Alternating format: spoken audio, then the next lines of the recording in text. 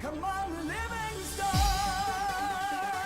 we're gonna go on and on and on. Together we can make it. We're gonna go on and on and on. Come on, Livingston. Knocks it through. Mullen bursting into the box. Josh Mullen. Together we can make it. Mullen's ball across. It's turned in. It's Pittman who's got it. Livingston leads. Road is long. Can they get the ball back in? O'Brien. Lead! And Livingston have the lead. Man, score. If we march to The full-time whistle blows and David Hayes celebrates. And the Livingston fans join in exultation. come on, Livingston. Livingston have the lead against Rangers, and they are certainly rising to a few occasions on their return to the top flight in Scotland. Come on, Livingston. We're gonna go. Hello and welcome back to TalkLivi, the podcast dedicated to everything Livingston Football Club and Scottish football. My name's Ewan and today I'm joined by Callum and Andy. Angus misses out this week. How are we doing, guys? Yeah, very good. Aye, it's not been a bad weekend, and Livingston didn't get beat, so can't complain. Yeah, all good, mind. Yeah. Any more input? Just all good. That's No, just all good. Yeah, You're as Andy, always such a conversationalist, Bruni. Always a conversationalist. no, as Andy said, it was a good weekend. We didn't get beat. You know, it was decent performance from us, which I'm sure we'll get on to. But yeah, no, all round good weather outside as well. So hey, loving it. You can listen to this episode and all our other episodes on your preferred podcast streaming site. We're on Apple Podcasts, Spotify and YouTube, plus loads more. So just search TalkLivi, follow us and subscribe if you can, so you won't miss another episode. Coming up this week, we look back at Saturday's game with Edinburgh rivals Hibs at the Tony Macaroni Arena, discussing all the big talking points and dive of the week. We'll then look ahead to the international break. Can Scotland continue from where they left off and start our World Cup qualifying campaign with a bang?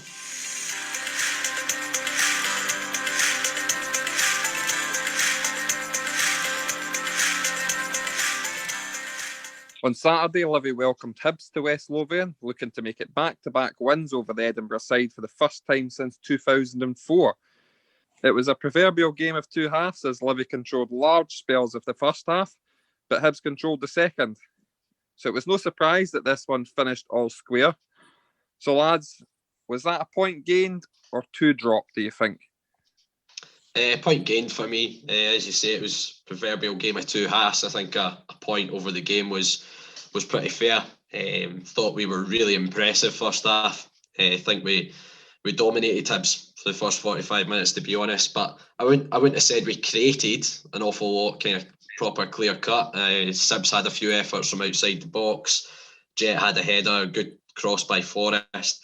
And then we got the breakthrough with the goal. Ryan Porteous producing a great assist in classic Porteous fashion, absolute bomb scare at the back, but Sibs has reacted well to it and latched onto it and stuck it away. Thought Sibs was man of the match yesterday. He obviously got it from the sponsors and stuff like that, but I thought he was excellent. Everything we did positive, I think, came through Sibs. And it was a shame that we went in at half-time level. Nicky, he's at fault for the goal. Let's not shy away from it. I think he should just deal with it and take control of the situation rather than try to usher the ball out. And then Doig managed to nick in and square it for Doig, and he's tucked it away. But second half, I think, as the second half wore on, Hibs really started to grow into the game. I think Boyle was getting a lot of joy down the right-hand side, getting in behind us. He flashed 2 or 3 crosses right across the 6-yard box. I think Nicky made amends for the mistake with a block that he made on the line, which goal-saving block. And yeah, I think, as I say, it's a game of two halves, and for me, it's a point gained. But I think there was lots of positives to take from the performance. As I say, I thought Sibs was really good. I thought Alan Forrest had a really good game as well. And I think we're starting to see what Jet's capable of now. He's causing a lot more problems for teams, and he's starting to really kind of put himself about a little bit more, which we were kind of wanting. But as I say, lots of positives to take from it. And I mean, at the end of the day, Hibs have a fantastic away record this season. So a point against them is not a bad result.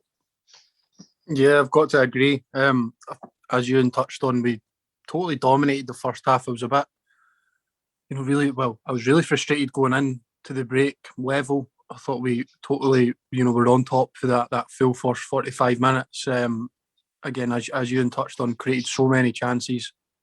Jet back to his best for me, or we're starting to finally see his best, should I say. He was very good last week, and I thought his link-up play and the three in behind him, he was sort of pinning the three centre halves of Hibs, and that allowed the three sort of to get in behind. You saw that. I think they all sort of gravitated towards him, and then for the goal we sort of scored off of that with Sibbald and Forrest getting in behind. Obviously, it's a mistake from Porteous, but I think they've all gravitated really towards the big man, and it's a bit of a distraction for the wide midfielders to get in. I thought Craig Sibbald was fantastic. I really like him in that sort of, it's like an inside number 10 on the right for me. It allows Nicky to get round. We saw that last week as well with Nicky's 2 assists, but Sibbald was very, very effective today. Naturally cuts inside on that left foot. And I think we're starting to see the best of him.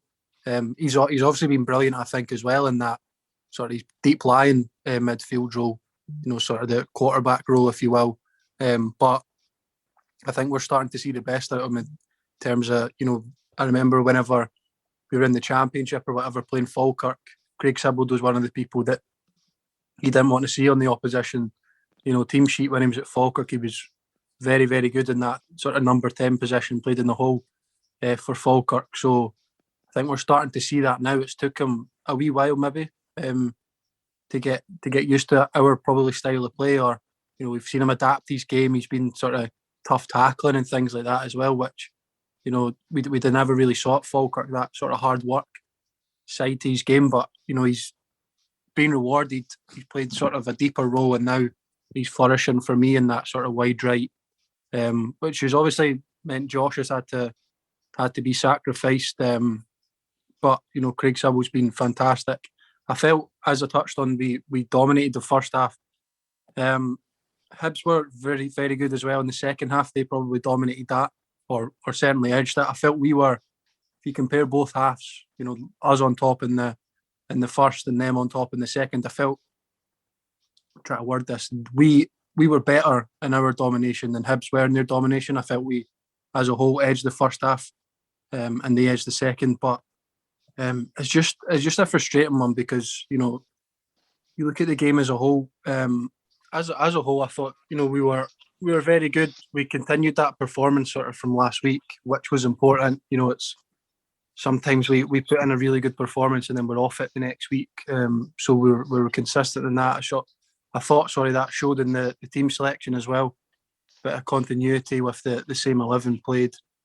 And yeah, I don't really have any, other than the goal, which is a poor goal to lose. I don't really have many complaints. Nicky will know himself that he's at fault for that. It's decent from Doig to keep going and keep pressing him. And Doig can't really miss from where he is. But yeah, I think we'll come on to it, but the dive from Doig's fairly embarrassing. But again, in the second half, Martin Boyle was really, really threatening, I thought. But for large spells of the game, especially with an early booking, I thought Jackson Longridge did fairly well. One of the best performances I've sort of seen from him, in my opinion. And yeah, it was a fairly even game. It sort of shows maybe that some of us are disappointed coming away from a game against Hibs, who obviously with a massive budget compared to us, they were a wee bit disappointed with just a point after edging the first half. But overall, yeah, as Ewan said, it's probably a point gained, and we can't have too many complaints. I thought that was never going to end, to be honest. No, I'm in agreement. Listen, I think the draw was right, the result was right, but I'm kind of edging towards the 2 points dropped, because I agree, Bruni. I thought our first half performance was much more dominating than Hibs in the second half, and I felt we created a number of good opportunities in the first half. And I think if we'd managed to get the second goal, I think we would have went on and won the game comfortably. So it was more a tinge of frustration and disappointment than it was sort of, and don't get me wrong, Hibs are a decent side. They're third in the league. They're comfortably third in the league. So to take a point off them isn't a bad result. And as you've mentioned, Ewan, and we mentioned it last week on the episode, Hibs have got an extraordinary away record. So it's a decent point. But I just feel like we've had opportunities now for weeks to reel in Aberdeen. And I feel like we're missing opportunity after opportunity. And that's not to say that in the up and coming games we don't reel them in further, because Aberdeen look like they're struggling big time just now. But we could have been above them already if we'd taken the opportunities that we've had in the previous games. I agree. Listen, Nicky Devlin, as you've mentioned, he's undoubtedly at fault for the goal, but how many times do we see that from a fullback ushering the ball out, and it works every time? It's just so happens that Doig's done really well and got a toe in the ball, unfortunately. But I think he makes more than amends for it in the second half. I think a lot of the credit was given to Jacko by our fans originally with the ball across the box, and by all means Jacko's there to clear the ball from going into the net. But I think if Nicky doesn't block the original shot, it's probably in the net anyway. So I think he makes more than amends with that. And as you mentioned, we will come on to the dive. We posted it on our Twitter. It's got quite a reaction from Aberdeen and Ross County fans in particular. It was embarrassing, and given that they've had previous, as early as last week against Ross County, should there be more getting done over that dive? Is there retrospective action getting taken over that incident, do you think? Oh, definitely it should be retrospectively given a suspension for that. I think the only reason it won't happen is because he's not won anything as a result. But as you say, in previous weeks they've got big decisions going in their favour as a result of blatant cheating. So, but one thing I loved about it was Jason Holt's reaction. He was just about chasing Doig about the park, going mad at him. So, but it's an embarrassing dive, and they're clearly putting a lot of work into it in training, because they seem to be perfecting it. I would have given it a solid 9. It was, there was plenty of theatrics about it as well. Yeah, Boyle had clearly passed these speedos to Josh Doig for that one. You don't like to see it at all, do you? He's obviously, I'd seen some people saying he's not claiming for it, but he's thrown himself to the ground in the box. He's clearly looking for it. It's just, I think the lad will be embarrassed, to be honest. I don't really have any time for it. It's just disgraceful. If he wins a penalty there, Hibs 2-1 up, probably going to win the game. So hopefully we don't see too much of that post split in the split fixtures. Diving's just a part of the game that nobody really wants to see, and luckily it didn't really affect the game at all. But yeah, it's horrendous. I don't really like to see it at all. I think you've kind of taken the words out of my mouth there, Callum. Plenty of excuses from Hibs contingents, which really, it bugs the life out of me, and we've probably all been guilty in the past that, if it's your own player, we're kind of turn our nose up to it sort of thing, and Hibs fans have been exactly the same here. And I think you've nailed it on the head there, that people are saying, he's not looking for a penalty. Well, I mean, he is. He's thrown himself down, and he's known right away he's not getting it, which is why he's not screaming for a penalty, because he knows fine well that he's thrown himself down. So yeah, it's one of these things, and you've got to think, and I commented yesterday after it, that if that incident had happened against Rangers or Celtic, it would have been all over every media outlet in Scotland right now, and would be talking about it still. But there's barely been anything said because it's against unfancied, unfashionable Livingston, and there'll probably be nothing done about it, which is sad. But that's the reality that we're in this country. But moving on. The next question I've got for you, because it's a reasonable one to ask. Obviously, with Scott Robinson now looking like he's leaving the club, Jets come on to a bit of form. Was that starting 11 yesterday? Was that our best starting 11 that we've got? I think if you're looking towards next season, I think that's close to what we'll see next year. Jacko was obviously brought in at left back because, like, Kieran Brown was only on loan, Julian Serrano's only on loan, so I think Jacko's going to be the first choice at left back. In the last couple of weeks, he's proven what he's capable of. I think the likes of Effie are possibly moving on as well, and that's why Fitzwater's getting more game time. And obviously the Scott Robinson situation doesn't really need much explaining, but Jet at this current moment in time, I believe he's got a 2-year option that he can take up if he wishes. It'll be interesting to see if he wants to stay up in Scotland or if he goes back down south. Who knows? But I think it's close to what would probably be our best 11. Not far off it. I think the wide positions are maybe up for grabs. The likes of Josh Mullen, when he's on form, he's probably got the best delivery in the league outside of the two fullbacks at Rangers. So, if he's on form, he's a great option to have. But if Alan Forrest is in the form he's in, I would have him as a starter. So, yeah, I think it's, as I say, there's a couple of positions I would say up for grabs, but I think that's close to what we'll probably see next season. Yeah, I'd agree with you. And probably our best 11 at the minute that we could field. Obviously, Robinson, as David Martindale was saying, unavailable for selection, I think, was what he was saying. So, yes, I mean, obviously, we spoke about Robbo last week. It's a bit of a frustrating one. But in terms of the best 11, I think the squad depth is fantastic. You could bring in Stryjek for McCrory. I don't think we're any weaker. Effie Ambrose and Jack Fitzwater are sort of jostling for that centre-back position with, alongside John Guthrie. Longridge and Serrano both look as strong as each other. Obviously, Ewan mentioned the wide areas with Josh Mullen on the bench.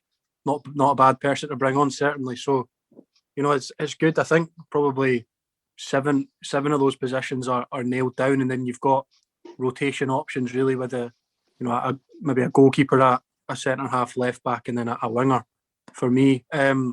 But yeah, at the minute, probably our best team. We saw that against Hamilton. Thought it was very good.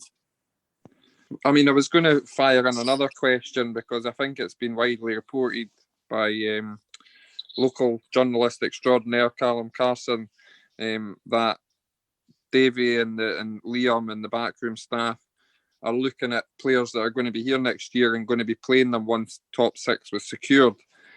We've not seen Josh Mullen in this game since we secured top 6. Is that a concern? He's obviously got an option to sign on for another year. You've also got options for Nicky Devlin. So are we concerned that we're potentially going to lose these guys in the summer? Not for me. Not Josh for me. No, I'm not concerned. I think the only reason he's out of the team, my personal opinion, is to accommodate the sort of, I don't know if you want to call it inside forwards, inside number 10s, or whatever. Forrest on the left, cutting inside, which Josh maybe could play. He's more on the right, getting down the wing and whipping balls in. But if he played on the left, cutting in, that would be something interesting to see. And I don't think he dropped Sibbald at the minute. He's come in and played in that sort of the right hand side of the three in behind the striker, which is where Josh has played. For his whole time really at Livingston. That's what I've mentioned before. I really like the way Sibbald cuts inside. I thought he was fantastic yesterday. Again, it allows Devlin to get down that right hand side, and sort of Sibbald almost comes in as an inside number 10. So that's probably for me the only reason.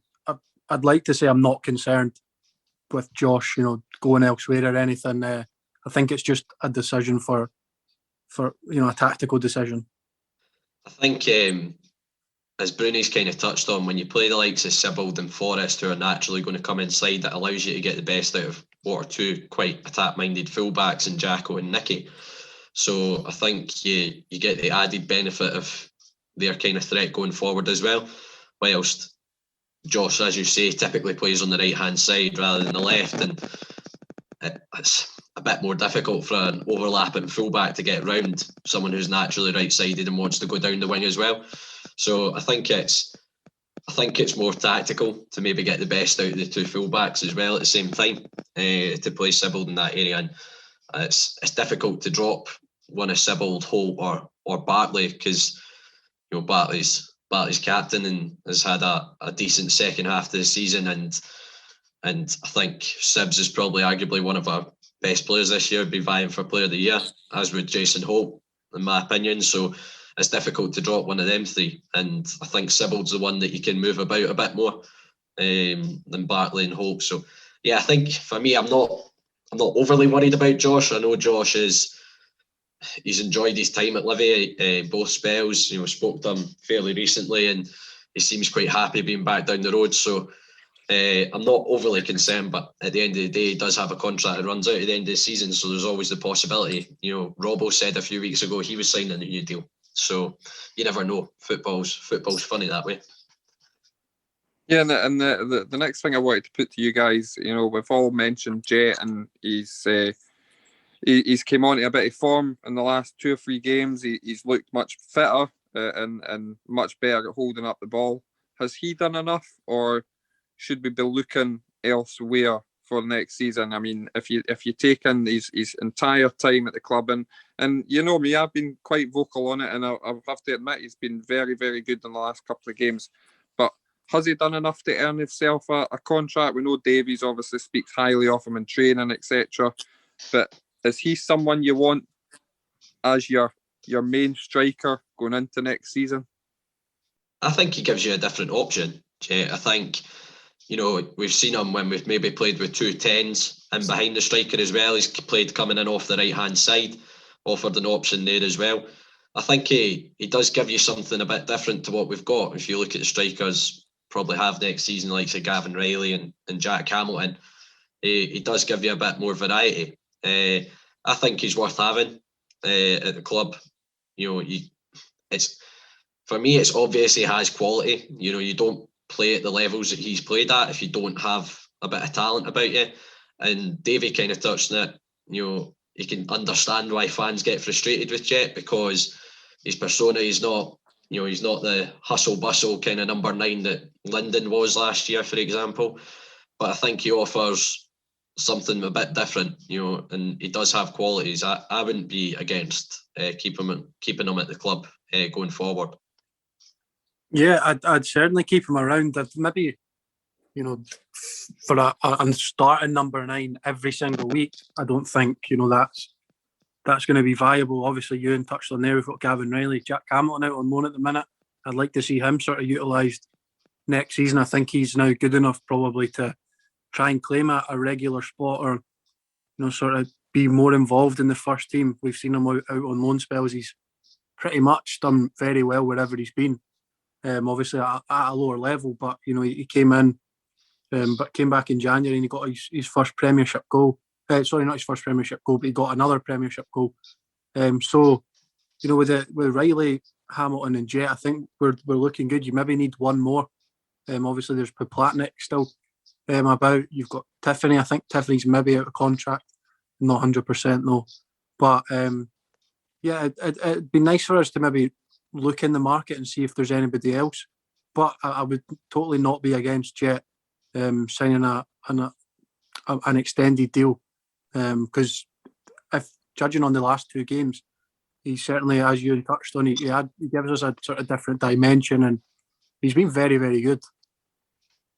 Yep. Just finally before we move on for this, the top 6 spots were finalised yesterday. St Johnstone, Pippin, St Mirren to that 6th spot, and we all know about St Johnstone. And is that a concern going into the final 5 games of the season? Would you rather have seen St Mirren take that spot, or are you quite happy with how it's sitting? And obviously you've been quite vocal, Ewan, about the possibility of chasing down Aberdeen. Is that a realistic target for us going into the final 5 games as well, or should we just be looking to cement a place in 5th and take on the Scottish Cup? think there's no reason why we can't do both. Aberdeen are in free fall just now. Let's be honest, and they're there for the taking. At the end of the day, when you get into the top six, you're going to have more difficult fixtures. Your last 5 games, you're playing better teams. So, but typically we tend to perform quite well against the better sides. Rangers don't have an awful lot to play for between now and the end of the season, other than maybe trying to, go this league campaign unbeaten. Celtic already really got second place wrapped up, and Aberdeen, St Johnstone are probably too far away to go and push for Europe. So, Aberdeen are there for the taking, especially if we can go and beat them. Cut the gap, take the points off them directly, and then we can see what we can do. But there's a possibility 5th place could mean European football anyway. So we need to. It's a balancing act, but at the end of the day, we need to try and push forward and try and claw that gap back with Aberdeen, in my opinion. Yeah, no, I agree with you. And firstly, I just want to congratulate St Mirren for winning the nearly got in the top 6 trophy. But you feel for them a wee bit. Especially, I thought that was really interesting yesterday. St Johnstone had took the lead with 4 to go, and then St Mirren sort of conceded late on. Hamilton as well, doing what Hamilton do. I think the league's been incredible this season. I don't think the game really in the country gets talked up enough, in my opinion. It was sort of, today was probably, the Old Firm derby was probably one of the only meaningless games really of the season, well, of the weekend. But yeah, on St Johnstone, they've been incredible. I think I saw that it's 2 defeats since Boxing Day or something like that against Rangers and Celtic. It's just an unbelievable run, which we've been a part of, unfortunately. Callum Davis, all this talk about Jim Goodwin, I think Jim Goodwin's done a fantastic job. Don't get me wrong, they were very unlucky, picked on the final day. But Callum Davidson, for me, has gone under the radar. Jim Goodwin been fantastic, as I've touched on, but Callum Davidson's won a cup, and he's now clinched them top 6. So for me, he's probably a Manager of the Year contender, definitely. But yeah, hopefully, for me, it's a bit of a frustrating one because 4th is certainly there. You look at Aberdeen, 1 goal in 10, and without trying to be too greedy, obviously, if you look at the start of the season, tell me we're 5 points behind 4th with 5 to go, I'm sort of biting your hand off. That's incredible. But if you look at the sort of points we've dropped, we've lost to Dundee United, St Johnstone, Motherwell recently, and played below par. If we played anywhere like we did yesterday or against Hamilton, even against Rangers in the 1-0 defeat, against the likes of Dundee United at Tannadice, things like that, then I think we'd have been a lot closer to Aberdeen, especially with their form. But it's a difficult one. It's genuinely a really difficult question. I would bite your hand off for 5th right now, because you do have that fear of St Johnstone catching us. But 4th as well is I'd sort of be looking to push for that as well. But I don't really know, to be honest. At the end of the day, to clinch 5th spot, we're going to have to get points on the board. So regardless, you're as well targeting 4th, because that way you can, you're going to clinch 5th spot regardless if you pick up points. So I don't think it's difficult. You go and get as many results as you can to try and cement your place in the league and finish as high as you can. And for me, 4th place is a realistic target with 5 games to go.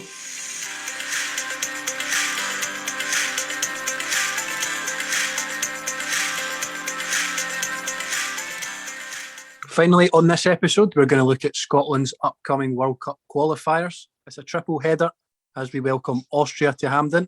We then travel to Isreal again before ending the triple header with a home tie against the Faroe Islands. So the draw was relatively kind to us. Scotland on a high from qualifying for the Euros. These games perhaps give us a realistic chance to start the group off well. We start obviously with that home game against Austria, a very decent side. But firstly, before we go on to talk about that game, what did we make of the announcement of the squad? I mean, no real surprises. I think Clark's been pretty consistent since he's got the Scotland job in terms of his selection. There's a few players that I think are quite unlucky to miss out on a few players I would have liked to have seen in the squad. I think if you look at the defence first, I'd like to have seen Jason Kerr get called up, maybe ahead of Considine. For me personally, Considine's not the future. So I would have liked to have seen Jason Kerr get a run in the squad. The other one's John Fleck. In fact, him and McBurney, both the Sheffield United boys, if you're basing the squad on form, I don't see why they're in the squad. And also they've not really done it for Scotland either. So I don't see why Fleck's made it into the squad ahead of the likes of Turnbull or Ryan Gauld, who's playing fantastic out in Portugal just now. Would have quite liked to have seen Nicky Devlin or Sean Rooney in instead of one of the right backs. Again, that's just a personal bias because we sponsor Nicky. And then up front, I found the inclusion in Nisbet a bit strange, personally, considering he wasn't called up when he was in form at the start of the season, but he's now been called up when he's barely kicked a ball since January, and then he's left Shankland out now when Shankland's actually in form. Found that a bit strange. But as I said, again, he's going with kind of tried and trusted guys that have helped the team qualify for the Euros. So it's not a big surprise, but those are a few players I would like to have seen in the squad. He's trying to. I think he's trying to create that club dynamic, isn't he? Sort of environment where he's being loyal to players. You know, probably got a core of 20 there that were in that sort of squad for the games against Serbia and the other two, which off the top of my head I can't remember. But yeah, I agree with you. And there's obviously you can pick and sort of choose, you know, this person and for this person. I think the right back option probably would have liked to seen a wee bit more of an inspired choice. Obviously, I don't think O'Donnell or Palmer have ever really properly let us down as such. But I think I would have liked to have seen, you know, as Ewan mentioned, the likes of maybe a Sean Rooney. I don't think we'd have dropped O'Donnell from the squad. I'd still like to see O'Donnell maybe starting, but you know, maybe just take a look at somebody over Palmer, who's obviously the backup to O'Donnell. You know, a Sean Rooney, Nathan Patterson, even at Rangers, he's obviously still young, but you know he's come in and done well. Played in the Europa League, got last 16 against a very good side. Nicky Devlin as well, of course. Jack Hendry's an interesting inclusion. Obviously, been doing very well in Belgium. We'll get on to Shea Adams, I'd imagine. I think for me that's a very good addition. He's doing, you know, very good things in the English Premiership. David Turnbull's probably the most notable omission, but as Steve Clark has touched on, it's probably the strongest area for us. I don't think he starts Turnbull, but again, it is a bit of an odd one. He's playing that. He's probably the standout in that Celtic team, which of course has been very poor. But you know, I'd like to see Turnbull in there with the view of taking him to the Euros because he's going to be a star for years to come, in my opinion. He'll be the next one that goes down south. But I kind of like the continuity aspect of the squad. I can see why he's chosen certain players. I'm interested to see, as I mentioned, what Shea Adams can do. But it would have been nice for maybe more fresh faces. Like Brian Gauld as well. You mentioned he's doing incredible stuff in Portugal.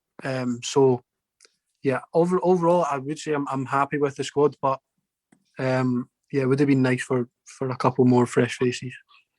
I think you guys have been reading my notes.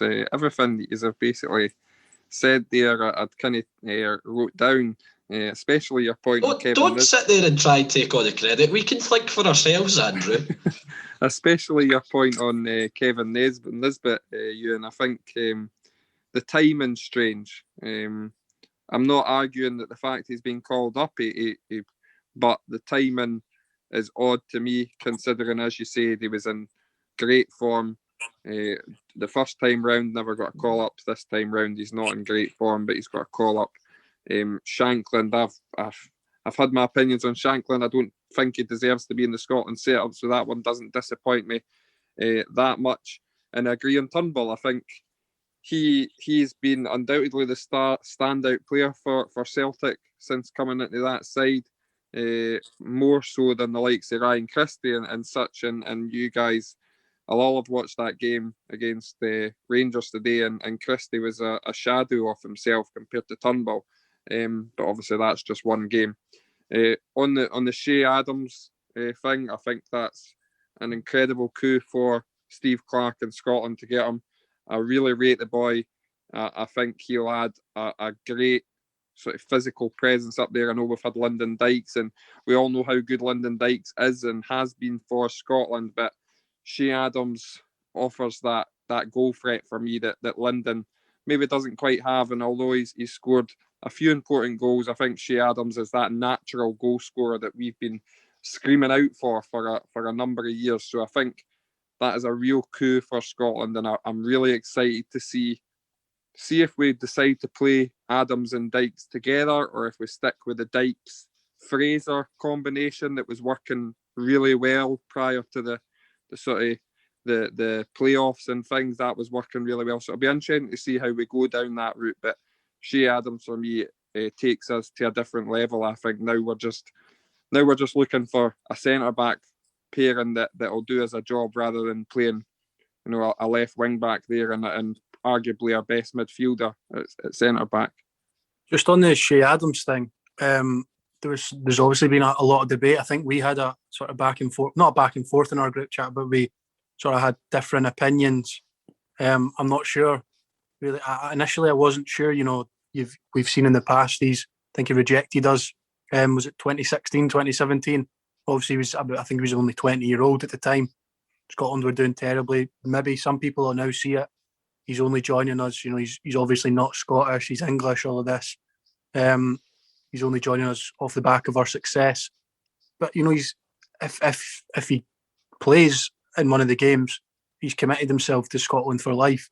So for me, I'm happy to give the lad the benefit of the doubt. I'm happy to give him his chance because I think he's more than good enough. I wondered what you thought, because I mean, correct me if I'm wrong, but I think you weren't initially that keen on it. I'm not getting as overly excited as a lot of folk are, personally. Yeah. I don't think he's a good player. He's playing at a high standard down in the English Premier League, but I don't think he's this saviour that folk are making him out to be, personally. Happy for him to go and prove me wrong and bang one into the back of the net down at Wembley in the Euros. So, but as I said, I'm not quite getting the hype, personally. I just think it's what we have at our level for the national team. Shea Adams is 10 times the player anybody else that we have in that option up top. I think he's shown that at Southampton. I think it's very harsh to look back at the time when he was 20 years old and reject Scotland at that point. I'm sure at 20 years old he would have had ambitions to play for England, and rightly so.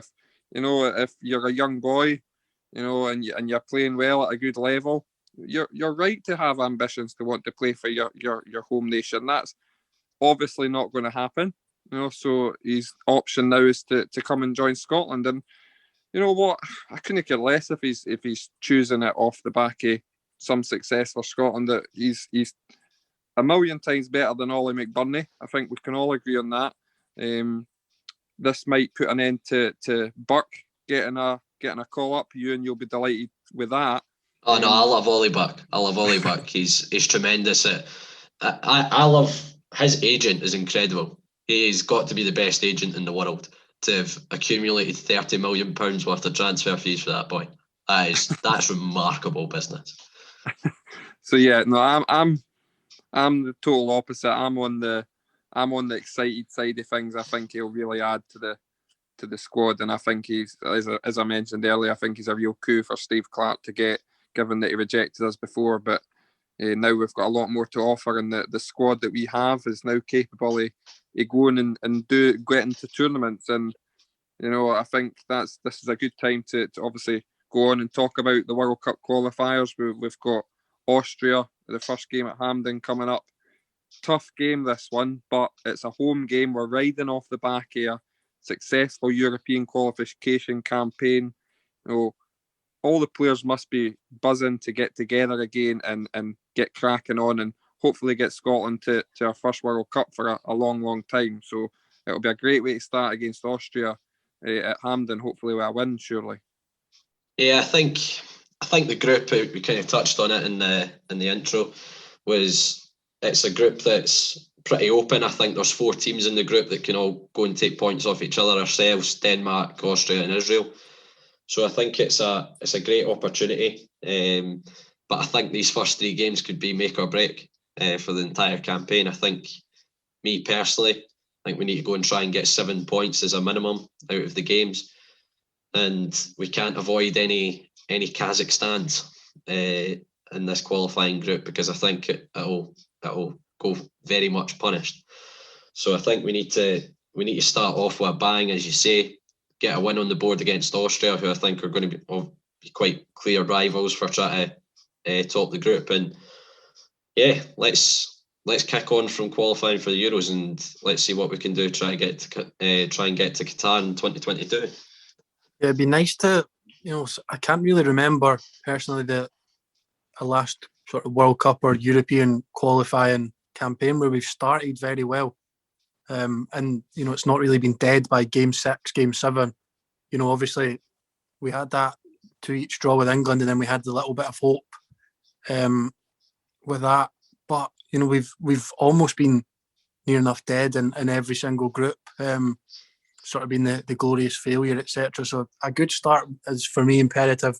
We've got 3, not easy, by no means easy fixtures, but we've got 3 maybe winnable. 3, potentially could get 6-7 points from that. But hopefully it's a good start. I'm really confident under Steve Clarke. That he's gonna. I've seen a lot of people, sort of brush off these games. It's 3 World Cup qualifiers.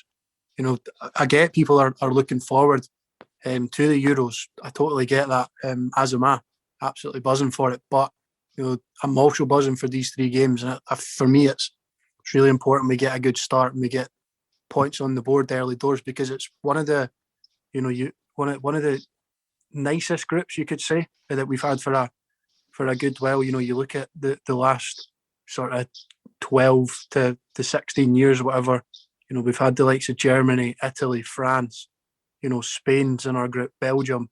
So to have, they're obviously very good nations in Austria and Denmark, but they're not top nations, and for me they are beatable. So, hopefully we can start off well and continue the sort of the form we've showed under Steve Clarke and the good sort of performances going into the next 3 games. I think it's vital that our home form holds up in this group. If we can win our home games and take points away from home, that's undoubtedly going to be a successful campaign for us. As you mentioned, Ewan, I think it's vitally important that we try and avoid having one of these doom and gloom results that we tend to always get in our campaigns. And the one that's automatically sticking out like a sore thumb is our second game, which is Israel. And we've played them multiple times now. We know how difficult it is a side to get in behind them and score goals against. And, that is the one game out of these 3 that I'm concerned the most about, which is bizarre given that Austria is the first game and they're a very, very good side. And I think there was rumours that a lot of the German contingent of the Austria side weren't going to make the squad. Well, I think it's been announced today that they're all in the squad, so they're going to be coming to Glasgow full strength. So they'll be a difficult task. But obviously, Israel is the one that is concerning me massively, because we've struggled against them, and every time we've played them almost. We've played them multiple times now, and we have struggled to score goals against them. So that is one that I'd happily take a point from if we can beat Austria and beat the Faroe Islands. That's a good start at home. Pick up that group games with 7 points. I think that really gives us a good footing in the group, and hopefully that'll obviously help us progress in the next games after that. Yeah, 6 or 7 points for me is a brilliant start. I'm really looking forward to the games. You obviously mentioned that we've struggled against Israel. We have. I'm not looking forward to playing them again. But we've got Shea Adams now. Hopefully he can be the sort of end of Israel hoodoo. Obviously it's not been total disaster. We knocked them out on penalties, beat them in the Nations League as well. But hopefully that as you mentioned, we have struggled to score against them. So it's probably a banana skin. Austria at home though, for me, out of those three, is definitely the hardest, especially as you mentioned. This Bundesliga pattern might not be true. They've got top players, Alaba, Sabitzer, players like that, Arnautovic, who's obviously in the Chinese league, Hinteregger at the back. They've got probably pound for pound better players than us all over the pitch. But we've looked a lot stronger at the back, and we've looked a lot more resolute, and we sort of have a game plan. Fingers crossed that we can start this well. But yeah, 6 or 7 points for me is a fantastic start. So what we're thinking then for the games? How we'll talk about the Austria one first. How do we see that one going? Yeah, I think it's going to be a tight game. We've since Steve Clarke came in, I think it's fair to say that we've not been given the prettiest football on the eye. We've been that sort of stuffy side and hard to break down, nick the odd goal. I don't see this being any different. I think the one interesting point, and I think I know what the answer will be anyway, but we've had this debate over and over when we've spoke about Scotland, is McTominay and Tierney playing centre backs as part of a back three. Do you see that continuing, given McTominay's form for Man United in midfield and Tierney's form at left wing back for Arsenal? Do you see them still continuing to play that centre back role in this one? I think with McTominay, I think Steve Clarke's made comments himself of him trying to push him back into midfield. But at the end of the day, if it's not broke, don't fix it. Is the term I would go with there. I think I was always of the opinion you put Tierney out to right back if you're going to play a back four out of him and Robertson. I don't see him moving Robertson to accommodate Tierney playing left back, especially because he's captain. So I think he'll be sticking with a back three. I think that's probably why he's called up the lad Hendry, because he's been playing in a back three, I believe, over in Belgium, right side of it as well. So again, that allows the opportunity to maybe put McTominay back into the middle of the pack. But I don't see him changing it personally. As I say, it's got its success in very recent times, so I don't see him making wholesale changes to the setup. Nah, I agree. I don't see us changing from the three. It's worked. It'll be interesting to see whether he plays McTominay in the midfield. Obviously, we've got Ryan Jack injured. We've got a very strong midfield, but McTominay's been doing so well for Man United in the midfield. We've also got Grant Hanley maybe as a centre-half option. I know that probably strikes fear into a lot of people, but he hasn't played under Steve Clarke. I think that's important to bring up. Jack Hendry for me would probably be the one for the future, and I'd probably give him a go right now because he's been doing very well in Belgium. But Grant Hanley's playing in a Norwich team that are miles clear at the top of the championship, and I'm pretty sure Steve Clarke highly rates him.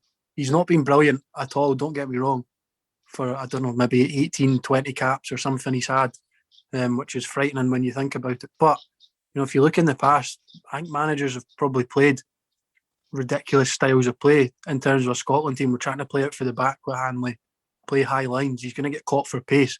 With Steve Clarke, it's for a lot of that Serbia game, we were just defending our box really, and a lot of the games we've just been defending our box. Czech Republic, for example, they're not playing balls in behind. We're not getting caught for pace too much. So I think Grant Hanley is a decent defender. It'd be interesting to see him in sort of Steve Clarke's style of play as it was, rather than playing. Strachan was trying to split the centre half, for example, play it from the back, which was a decent idea, but there's just not it wasn't getting us results whatsoever. Steve Clark's come in. Yeah, it's not pretty, but we have been getting the results. He's quite obviously a defensive manager. But yeah, that'll be interesting to see. For me, Dykes and Adams up front would be a match made in heaven. I think it would be fantastic, sort of little and large option. I'd really love to see that.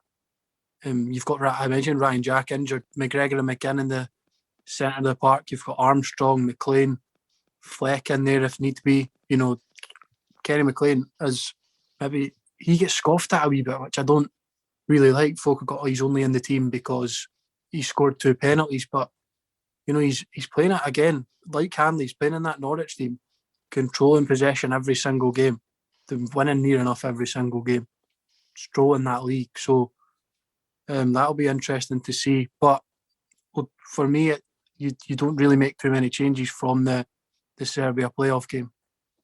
Rooney, I'm just waiting on you analysing the coaching staff and the kit man and the physios next. Well, no, the coaching staff's been good, mate. Wee John Carver in there, knocking on. But I'm just really excited for the games. You know, it's been, what was it, November, the last internationals. So you know, three in the 1 week, I believe it is. I'm really excited for it, and I'm just there's, because we've got to the Euros, there's this sort of excitement now which we haven't had. You know, I'm looking forward to seeing the first Scotland squad in my lifetime at a major tournament. We're starting off hopefully at a World Cup qualifying campaign. Obviously, Clark took over the European Championship qualifying campaign halfway through. We were out already, so I'm just excited for him to get a crack at it, and hopefully we can qualify from the groups. I just hope that Callum calms down with all this excitement. Yeah, I'll answer your question, Ewan, because I presume you're looking for a prediction for it. So I'm going to go a tight 1-0 win for Scotland and get off to a good start in the campaign. Rooney, what are you expecting? Just a scoreline, please. 1-0 Scotland. Thank you. Yeah, full house. I'm going 1-0 Scotland as well. Get off to a good start. So we've given predictions for the Austria game. We've Bruni's basically assessed the entire squad, coaching staff, Austria side, Isreal side, and the Faroe Islands side. So we'll just jump right to predictions for the other 2 games as well, because there's not much else to be said about the Scotland national side other than we're excited for it, as Bruni has elaborated too. So Bruni's given me the death stare there, and Ewan's laughing. So a quick prediction for the Israel game, Ewan.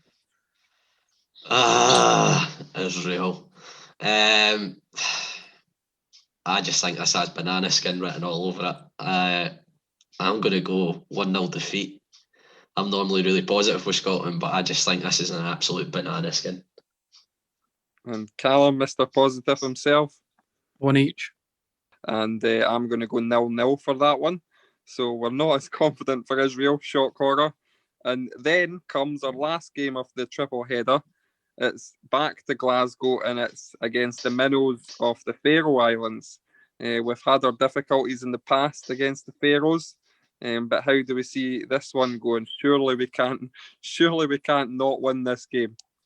I think with it being at home, I think we'll win comfortably. I think I'm going 3-0 Scotland. 4-0. I think Callum's taking it personally now, and I'm going to go 5-0. Why not? For something a bit different, why not 5-0? And I know if predictions come right, that'll be an excellent start. And as you say that, Ewan, hopefully that kicks us on to another successful qualifying campaign for Scotland.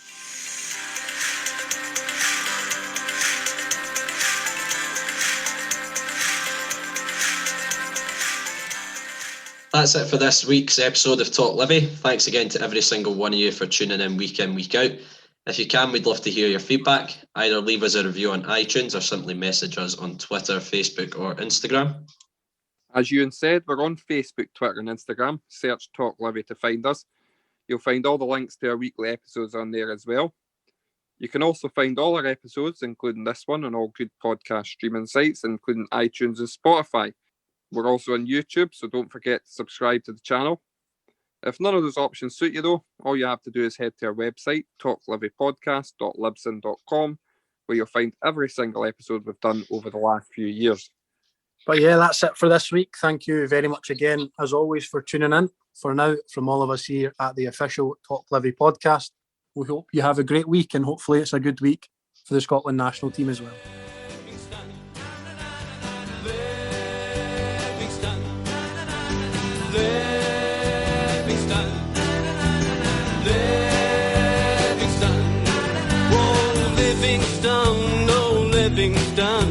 Love will never die. West Lothian, West Lothian is our battle cry. This is the place from which we hail. Livingston, oh Livingston, it's up to Ambervale. Livingston, Livingston, Livingston, oh Livingston, oh Livingston, we love it when you score.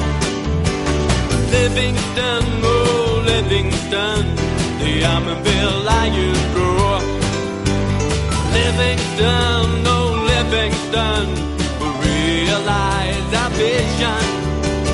Livingston, oh Livingston, into the Premier